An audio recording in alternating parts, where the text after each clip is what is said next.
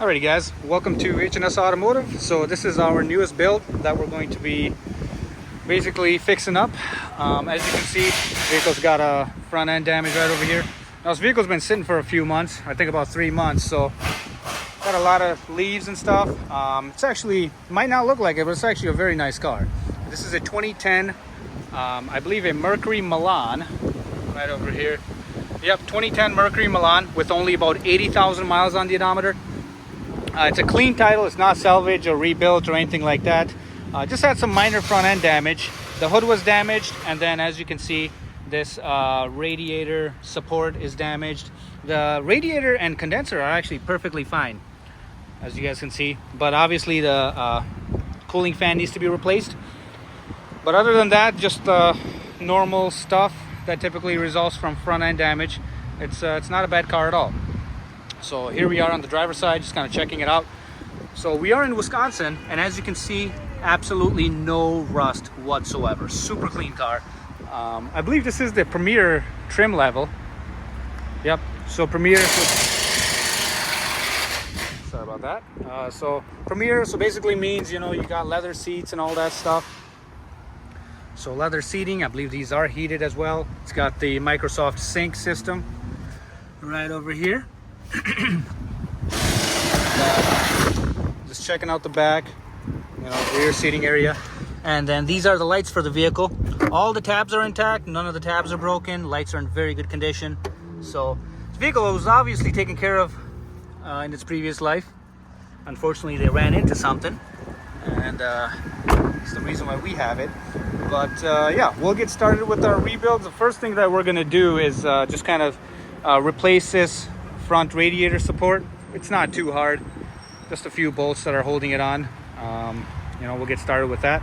But before we do that, before we pull it into the shop and start doing that stuff, we are going to start cleaning it up. As you can see right over here, we're going to just get all this crap off just to make sure, you know, the shop stays nice and clean, or it doesn't get as dirty. So without further ado, let's get started. Alrighty guys, so this is what we're going to be using to clean this off.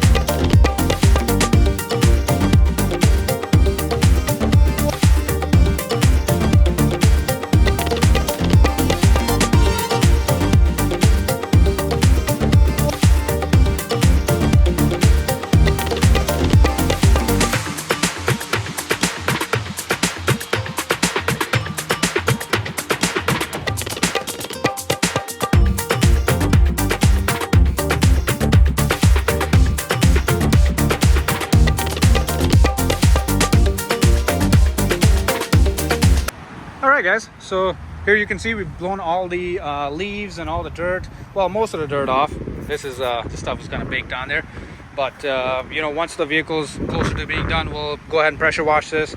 This is just to get all the loose debris off of there so we can pull it into the shop. So the next step here is we're gonna start taking this radiator support off. We got a replacement one already. We'll start hooking that up. The condenser and then the actual radiator are fine. No issues there. As you can see, the coolant reservoir is still full. So now if there was a leak in the radiator or anything like that, you know, the coolant reservoir would have been empty by now. But just to make sure, we are gonna start the car, leave it running for a little bit, just to make sure, you know, once the system pressurizes, there's no leaks that pop up. And we're gonna do that before we start, you know, bolting stuff ahead of the radiator support and all that stuff. But yeah, let's pull her into the shop and see how she does.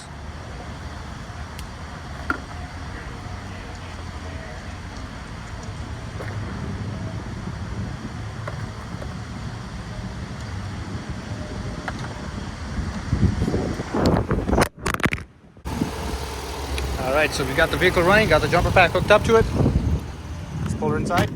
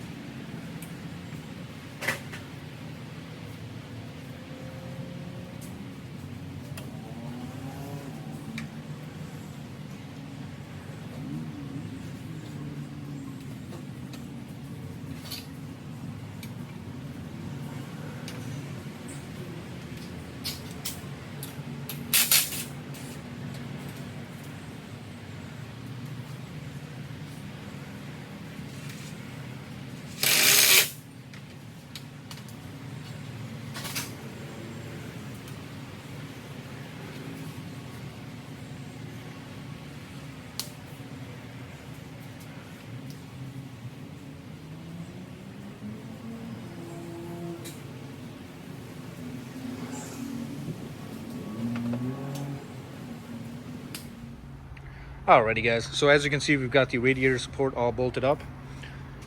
Just need to add a bolt over here, but the radiators are properly mounted and secured. And like I said, we are going to be replacing this radiator fan.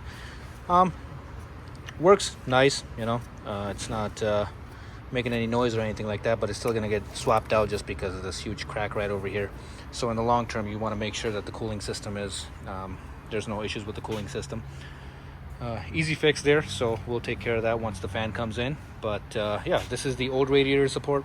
Like I said, it was cracked from right over here, so the damage was just kind of concentrated up on this area, which is what caused the hood to get all mangled up, but the rest of the vehicle was perfectly fine. Now we do still have the the